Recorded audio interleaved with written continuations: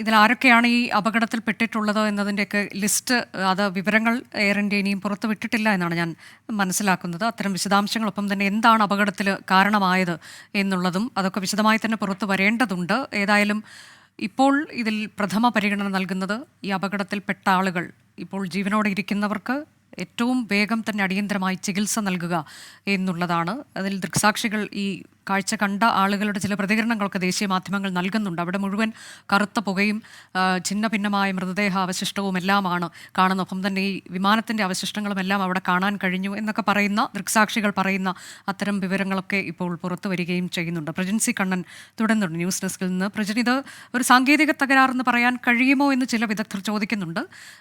ഇത് പുതിയ ഒരു വിമാനമാണ്, 11 വർഷം എന്ന് പറയുന്നത് പഴക്കം ഉള്ള വിമാനമല്ല എന്നത് സാങ്കേതിക തകരാറാകാനുള്ള സാധ്യതയില്ല എന്ന് പറയുന്നു. എൻജിൻ്റെ ഒരു പവർ നഷ്ടപ്പെട്ടതാകാം കാരണം. അതുകൊണ്ടാണ് അതിന് മുകളിലേക്ക് പൊങ്ങാൻ കഴിയാതെ താഴേക്ക് പോകുന്ന തരത്തിലേക്ക് ആണത് കാണപ്പെടുന്നത് എന്ന്, പറന്ന് പൊങ്ങാൻ കഴിയാതെയായി ഈ വിമാനത്തിന് എന്ന് പറയുകയാണ്. ഒരു പക്ഷേ ബേർഡ് ഹിറ്റ് ഉണ്ടായിട്ടുണ്ടാകുമോ എന്നൊക്കെ ചില മുൻ പൈലറ്റുമാരുൾപ്പെടെയുള്ളവരുടെ സംശയമൊക്കെ ചില മാധ്യമങ്ങളിൽ റിപ്പോർട്ടുകളായി വരുന്നുണ്ട്. ഒന്നിലേറെ തവണ ഒരു പക്ഷേ ബേർഡ് ഹിറ്റ് ഉണ്ടാകാൻ സാധ്യതയുണ്ട്. അങ്ങനെയൊക്കെ വരുന്ന ഘട്ടത്തിലാണിത് ഇങ്ങനെ മുകളിലേക്ക് പോകാൻ കഴിയാതെ ഇരിക്കുന്നത്. ഒരു സാങ്കേതിക തകരാറാകാൻ സാധ്യത വിരളമാണ് എന്നൊക്കെ പറയുകയാണ്. അപ്പോൾ അതിൽ വിദഗ്ധർ നമ്മളോട് പങ്കുവയ്ക്കുന്ന കാര്യങ്ങൾ എങ്ങനെയാണ്? അനുജ സൂചിപ്പിച്ചത് തന്നെയാണ് ഏറ്റവും പ്രധാനപ്പെട്ട ഒരു സീരിയസ് ആയിട്ടുള്ളൊരു ഫെയിലിയർ സംഭവിച്ചിട്ടുണ്ട് എന്നാണ് മനസ്സിലാക്കാൻ കഴിയുന്നത്. ഇപ്പോൾ ഏറ്റവും ഒടുവിൽ അനുജ പറഞ്ഞതുപോലെ ഒരു ബേർഡ് ഹിറ്റ്, പക്ഷികൾ വന്ന് ഇടിക്കുക, അത് സാധാരണഗതിയിൽ വലിയ പ്രശ്നങ്ങൾ ഉണ്ടാക്കാറുണ്ട്. ഇനി അതല്ല എങ്കിൽ, പക്ഷി വന്ന് അടിച്ചതല്ല എങ്കിൽ പിന്നീടുള്ള ഏറ്റവും പ്രധാനപ്പെട്ട ഒരു സാധ്യത എന്ന് പറയുന്നത് ഇതുപോലൊരു വലിയ വളരെ സീരിയസ് ആയിട്ടൊരു സാങ്കേതിക തകരാറ് തന്നെയാണ്. ഇപ്പോൾ വിദഗ്ധരൊക്കെ പറയുന്നത് പോലെ ഈ ലാൻഡിംഗ് ഗിയർ അത് മുകളിലോട്ട് റിട്രാക്ട് ചെയ്യാൻ പറ്റുന്നില്ലെങ്കിൽ കൂടി തന്നെ സേഫായി ഒരുപക്ഷെ ഈ ഫ്ലൈറ്റിനെ ലാൻഡ് ചെയ്യിപ്പിക്കാൻ കഴിയും. അത് ഫ്ലൈറ്റ് ടേക്ക് ഓഫ് ചെയ്ത് പോയി കഴിഞ്ഞാലും നമുക്ക് കറങ്ങി തിരിയുകയോ അല്ലെങ്കിൽ പിന്നീട് കൃത്യമായി ഈ റൺവേയിലേക്ക് അതിനെ സുരക്ഷിതമായി ഇറക്കാനൊക്കെ കഴിയും. ഒരു എക്സ്പീരിയൻസ്ഡ് ആയിട്ടുള്ള ഒരു പൈലറ്റിന് അത് കഴിയുകയൊക്കെ ചെയ്യും. അപ്പോൾ ലാൻഡിംഗ് ഗിയർ റിട്രാക്ട് ചെയ്യാത്തതൊരു ഇഷ്യൂ അല്ല, അത് ഈ രീതിയിലൊരു തകർച്ചയിലേക്കൊന്നും പോവില്ല എന്നാണ് വിദഗ്ധർ പറയുന്നത്. പക്ഷേ അതൊരു ഇൻഡിക്കേഷൻ ആവാം മറ്റെന്തെങ്കിലും സാങ്കേതിക പിഴവിൻ്റെ, മറ്റെന്തെങ്കിലും വളരെ ഗൗരവമേറിയ ഒരു സാങ്കേതിക പിഴവിൻ്റെ ഒരു ഇൻഡിക്കേഷൻ, ഒരു സൂചനയായി ഒരു പക്ഷേ ആ ലാൻഡിംഗ് ഗിയർ റിട്രാക്ട് ചെയ്യാൻ പറ്റാത്തത് ആവാം എന്നൊരു സാധ്യതയാണ് ബാക്കിയുള്ളത്. എന്തായാലും സംഭവിച്ചത് ഒരു യന്ത്രത്തകരാർ തന്നെ സംഭവിച്ചു എന്ന ചില പ്രാഥമിക വിവരങ്ങളും ഉണ്ട്. അതോടൊപ്പം തന്നെ ഒരു ബേർഡ് ഹിറ്റിലുള്ള സാധ്യതയും തള്ളിക്കളയുന്നില്ല. വിദഗ്ധരായ പൈലറ്റുമാരും ഒക്കെ തന്നെ അത്തരം സാധ്യതകളെ കുറിച്ച് പറയുന്നുണ്ട്. ഇതെല്ലാം തന്നെ ചില കണക്കുകൂട്ടലുകൾ മാത്രമാണ്. പ്രാഥമികമായി നമുക്ക് അത്തരം കാര്യങ്ങൾ മാത്രമേ പറയാൻ കഴിയുള്ളൂ. ഇത് വിശദമായൊരു അന്വേഷണം ഉണ്ടാകും. നിരോധനം തന്നെ പ്രാഥമികമായ അന്വേഷണം ആരംഭിച്ചിട്ടുണ്ട് എന്ന് DGCA വ്യക്തമാക്കിയിട്ടുമുണ്ട്. ഇതിലേക്ക് അത്തരം കാരണങ്ങളായിരിക്കില്ല എന്ന് പറയാൻ കാരണം നേരത്തെ അനുജ പറഞ്ഞതുപോലെ ഈ പൈലറ്റുമാരുടെ പരിചയസമ്പന്നതയാണ്. 8200 മണിക്കൂർ വിമാനം പറത്തി അത്രമാത്രം എക്സ്പീരിയൻസ്ഡ് ആയിട്ടുള്ള ഒന്നാം പൈലറ്റ്, മറ്റൊന്ന് ഫസ്റ്റ് ഓഫീസറായിട്ടുള്ള രണ്ടാമത്തെ ആൾക്ക് ആണെങ്കിൽ ഏതാണ്ട് 1200-ലധികം മണിക്കൂർ ഈ ഫ്ലൈറ്റ് പറത്തി പരിചയമുള്ളതാണ്. അതുകൊണ്ട് തന്നെ അത്രയും എക്സ്പീരിയൻസ്ഡ് ആയിട്ടുള്ള 2 പേർ ഫ്ലൈറ്റിൽ ഉണ്ട് എന്നിരിക്കെ തന്നെ അത്തരത്തിലുള്ള സാധ്യതകൾ കുറവായിരിക്കാം എന്നാണ് മനസ്സിലാക്കാൻ കഴിയുന്നത്.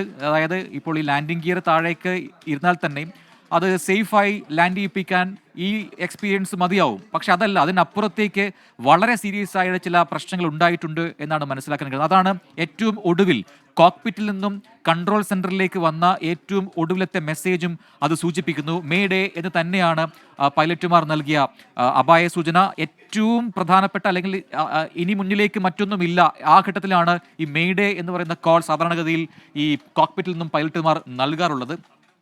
അതായത് ഇനി മുന്നിലൊന്നുമില്ല എന്നൊരു വലിയൊരു അത്യാഹിതം സംഭവിക്കാൻ പോകുന്നു എന്നതിൻ്റെ അപായ സൂചനയാണ് അത്തരത്തിലൊരു കമാൻഡ് അല്ലെങ്കിൽ അത്തരത്തിലൊരു ഇൻഫോ അത് കോക്പിറ്റിൽ നിന്നും ഈ കൺട്രോൾ സെന്ററിലേക്ക് നൽകാറുള്ളത്.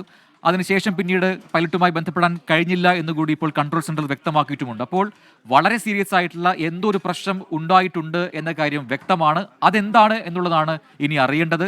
ഈ ലാൻഡിംഗ് ഗിയർ ഇഷ്യൂ നമുക്ക് ആ രീതിയിൽ ഒരു വലിയ അപകടത്തിലേക്ക് നയിച്ചു എന്ന് ഈ ഘട്ടത്തിൽ പറയാൻ കഴിയില്ല. പക്ഷേ മറ്റെന്തോ ഫെയിലിയറിൻ്റെ ഒരു സൂചനയായി നമുക്കതിനെ ഇപ്പോൾ മനസ്സിലാക്കാൻ കഴിയുന്നുണ്ട്. ഇനിയിപ്പോൾ ഈ അപകടത്തിൽപ്പെട്ട ആൾക്കാരുടെ എണ്ണത്തിലേക്ക് വന്നു കഴിഞ്ഞാൽ 128 മരണം സ്ഥിരീകരിച്ചു എന്ന വിവരമാണ്. ഒരുപക്ഷെ മരണസംഖ്യ ഇനിയും ഉയർന്നേക്കാം എന്ന വിവരം കൂടി വരുന്നു. കാരണം പരിക്കേറ്റവരുടെ ആരോഗ്യനില ഗുരുതരമാണ് ചിലരുടെയെങ്കിലും എന്ന് പറയുന്നു. ഒപ്പം തന്നെ ചെറിയ കുട്ടികൾ അപകടത്തിൽപ്പെട്ടിട്ടുണ്ട്. 53 ബ്രിട്ടീഷ് പൗരന്മാരും 7 പോർച്ചുഗീസുകാരും ഒരു കനേഡിയൻ പൗരനും ഇതിൽ ഉൾപ്പെടുന്നുണ്ട്. 169 ഇന്ത്യക്കാരാണ് ആകെ ഈ വിമാനത്തിൽ യാത്ര ചെയ്തത് എന്നുകൂടി മനസ്സിലാകുന്നു. അപ്പോൾ സ്വാഭാവികമായിട്ടും ഈ ഗുരുതരമായ സ്ഥിതിയിലൊക്കെ ഇപ്പോൾ ചികിത്സയിൽ കഴിയുന്നവരുടെയൊക്കെ ആരോഗ്യസ്ഥിതി അത് അടുത്ത മണിക്കൂറുകളിലൊക്കെ തന്നെ പുറത്തു വരും. എന്താണ് അവസ്ഥ എന്നത് സംബന്ധിച്ച് അതിൽ കൃത്യമായി ഇടപെടുന്നുണ്ട് എന്നാണ് അധികൃതർ അറിയിച്ചത്. അല്പസമയത്തിനകം ആഭ്യന്തരമന്ത്രി അമിത്ഷാ ഇവിടത്തേക്ക് എത്തിച്ചേരുമെന്ന് അറിയിച്ചിട്ടുണ്ട്. നേരിട്ട് തന്നെ സ്ഥിതിഗതികൾ വിലയിരുത്താനും ഈ രക്ഷാദൗത്യങ്ങൾക്ക് നേതൃത്വം നൽകാനുമായി ആഭ്യന്തരമന്ത്രി തന്നെ അവിടത്തേക്ക് എത്തുന്നു. അതിനോടകം ഒരു അന്വേഷണം പ്രഖ്യാപിച്ചു കഴിഞ്ഞിട്ടുണ്ട് എന്ന് വ്യോമയാന മന്ത്രാലയം കൂടി വ്യക്തമാക്കുന്നുണ്ട്. ഈ വിമാനത്തിന്റെ പഴക്കം സംബന്ധിച്ചൊക്കെ ചില ചോദ്യങ്ങളൊക്കെ വരുന്നുണ്ട്. പക്ഷേ ബോയിങ്ങിന്റെ ഈ 787-8 ഡ്രീം ലൈനർ എന്ന് പറയുന്ന വിമാനം അഡ്വാൻസ്ഡ് ആയിട്ടുള്ളൊരു ഫ്ലൈറ്റ് ആണെന്നാണ് മനസ്സിലാക്കാൻ കഴിയുന്നത്. 3D സാങ്കേതിക വിദ്യയിലൊക്കെ തന്നെ ഈ കോക്പിറ്റിൽ നിന്നും പൈലറ്റിന് കൃത്യമായി ഇതിന്റെ ടെറൈൻ മനസ്സിലാക്കാൻ കഴിയുന്ന രീതിയിലുള്ള സംവിധാനങ്ങൾ, ആധുനിക സംവിധാനങ്ങളൊക്കെ അടങ്ങിയതാണ് ബോയിങ്ങിന്റെ ഈ വിമാനം. 2013 ഇത് എയർ ഇന്ത്യയുടെ ഭാഗമാകുന്നത്.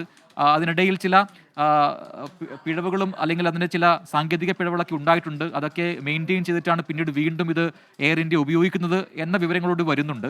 6 മാസം മുൻപ് അത്തരത്തിൽ ചില കാരണം കാണിക്കൽ നോട്ടീസൊക്കെ എയർ ഇന്ത്യക്ക് നൽകിയിരുന്നു വ്യോമയാന മന്ത്രാലയം എന്നൊക്കെ മനസ്സിലാക്കാൻ കഴിയുന്നു. അത്തരം വിവരങ്ങളിൽ ഒരു സ്ഥിരീകരണം വന്നിട്ടില്ലെങ്കിൽ കൂടി അത്തരം ചില സൂചനകളൊക്കെ വരുന്നുണ്ട്. പക്ഷേ പ്രശ്നങ്ങളേതും ഇല്ലാതെയാണ് അതിനുശേഷം ഇത് പറത്തിക്കൊണ്ടിരുന്നത് എന്നുകൂടി മനസ്സിലാക്കാൻ കഴിയുന്നുണ്ട്. പക്ഷേ ഇന്നിപ്പോൾ എന്താണ് ഈ ടേക്ക് ഓഫിന് ശേഷം മിനിറ്റുകൾക്കുള്ളിൽ ഈ രീതിയിൽ തകർന്നു വീഴുന്ന രീതിയിലേക്ക് ഉണ്ടായിരിക്കുന്ന വലിയ പിഴവ്, അതിലാണ് വലിയ ആശങ്കയുള്ളത്. അത് പഠിക്കാനുള്ള അന്വേഷണ സംഘത്തെയൊക്കെ വരും ദിവസങ്ങളിൽ തീരുമാനിക്കുമെന്നാണ് മനസ്സിലാക്കാൻ കഴിയുന്നത്. എന്നാൽ ഇപ്പോൾ ഈ യാത്രക്കാരുടെ വിവരങ്ങൾ അറിയാനുള്ള ഹെൽപ്പ് ലൈൻ നമ്പർ ഓണായിട്ടുണ്ട്. അത് എയർ ഇന്ത്യയും ഒപ്പം തന്നെ വ്യോമയാന മന്ത്രാലയവും അത് കൃത്യമായി മാധ്യമങ്ങളിലൂടെ നൽകുന്നുമുണ്ട്. എന്ന് വെച്ചാൽ നമുക്കറിയേണ്ടത് എന്താണ് സംഭവിച്ചത് എന്നറിയണം. ഒപ്പം തന്നെ ഈ കാഷ്വാലിറ്റി, പരിക്കേറ്റവരുടെയൊക്കെ ആരോഗ്യനില സംബന്ധിച്ച പുതിയ വിവരങ്ങൾ ലഭിക്കേണ്ടതുണ്ട്. അത് വരും മിനിറ്റുകളിൽ ലഭ്യമാവുമെന്ന് അറിയുന്നു. അനുജ.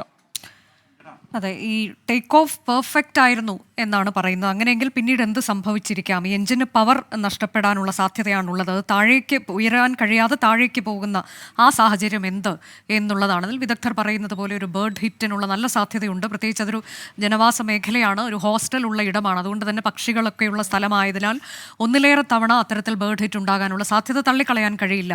അങ്ങനെയെങ്കിൽ അത് ഈ ഒരു അപകടത്തിന് കാരണമായിട്ടുണ്ടാകാം. ഒന്നും ചെയ്യാൻ കഴിയാത്തൊരു സാഹചര്യം അവിടെ ആയിരിക്കാം ഒരു മെയ്ഡേ കോൾ എത്തിയിട്ടുണ്ടാവുക എന്നതാണ്. പിന്നീട് തിരിച്ച് ബന്ധപ്പെടാൻ കഴിഞ്ഞപ്പോൾ അതിന് സാധിച്ചില്ല എന്നുകൂടിയാണ് എയർ ട്രാഫിക് കൺട്രോൾ വിഭാഗം അറിയിച്ചിട്ടുള്ളത്. ഇപ്പോൾ എയർ ഇന്ത്യയുടെ പ്രൊഫൈൽ പിക്ചേഴ്സ് അവർ മാറ്റിയിരിക്കുന്നു. അത് കറുത്ത നിറത്തിലുള്ള ഒരു ഐക്കണാക്കി മാറ്റിയിട്ടുണ്ട്. അവരുടെ പ്രൊഫൈൽ പിക്ചർ അത് ഇൻസ്റ്റഗ്രാമിൽ ഉൾപ്പെടെ അവർ അത് മാറ്റിയിട്ടുണ്ട്. അവരുടെ സമൂഹ മാധ്യമത്തിലെ പ്രൊഫൈൽ പിക്ചർ എല്ലാം ഒരു കറുത്ത നിറത്തിൽ ഒരു ഐക്കണാക്കി മാറ്റിയിട്ടുണ്ട് എന്നതാണ്. കൺട്രോൾ റൂം തുറന്നിട്ടുണ്ട്. കൂടുതൽ വിവരങ്ങൾ, അതായത് ആരൊക്കെയാണ് ഈ അപകടത്തിൽപ്പെട്ടത്, വിമാനത്തിലുണ്ടായിരുന്നവരുടെ വിശദാംശങ്ങൾ, അതൊക്കെ പുറത്തു വരാൻ ഇരിക്കുന്നതേ ഉള്ളൂ. ഇന്ന് ഉച്ചയ്ക്കാണ് ഈ അപകടമുണ്ടായത്.